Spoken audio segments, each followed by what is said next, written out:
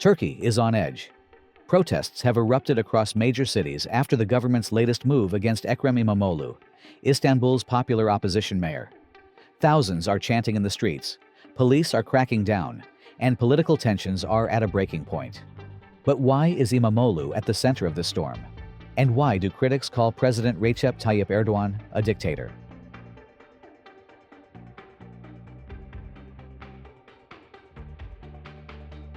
The protests were triggered by a court ruling against Imamoglu, one of Erdogan's biggest political rivals. A court sentenced him to over 2 years in prison and banned him from politics over what many call a politically motivated case. His crime? Allegedly insulting election officials after he won Istanbul's mayoral race in 2019, a race Erdogan's party tried to cancel after losing. For many Turks, this isn't just about one politician, it's about democracy itself. Erdogan is using the courts to silence opposition figures, just as he has done to others before. The anger goes beyond Imamoglu. Protesters see this as yet another step toward authoritarian rule.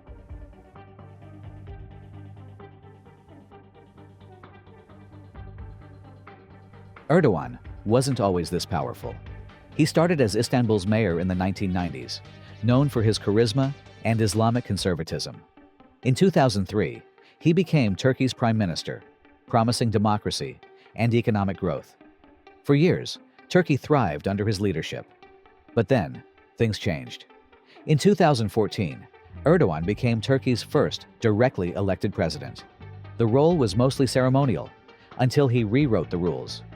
In 2017, he pushed through a controversial referendum, abolishing the prime minister's office and granting himself sweeping executive powers. Turkey went from a parliamentary system to a presidential dictatorship almost overnight.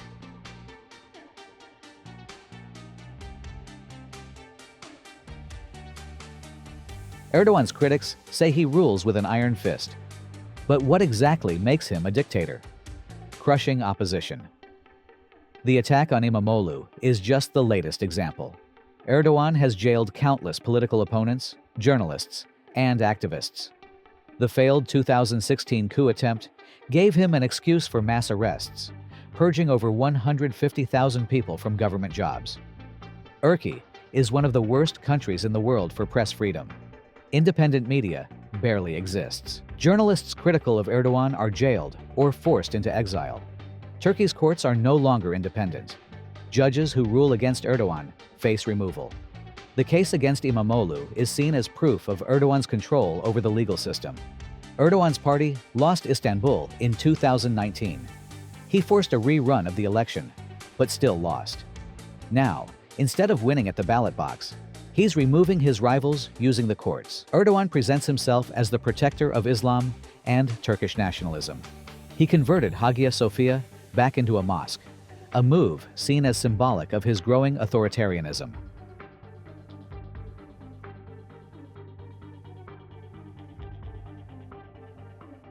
Western leaders are divided on Erdogan. The US and EU criticize his human rights record, but still rely on Turkey for geopolitical reasons. Turkey controls millions of Syrian refugees, making it a key player in European migration policy. It also has NATO's second-largest army, making Erdogan too powerful to ignore. But tensions are rising. After Erdogan threatened to veto Sweden's NATO membership, many in the West saw it as proof of his unpredictable and authoritarian nature.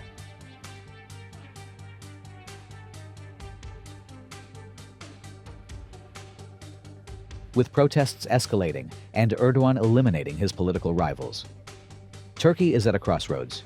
Will Erdogan tighten his grip even further, or will public resistance force change? Many Turks fear their democracy is slipping away.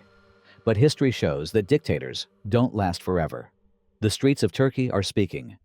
Whether Erdogan listens is another question.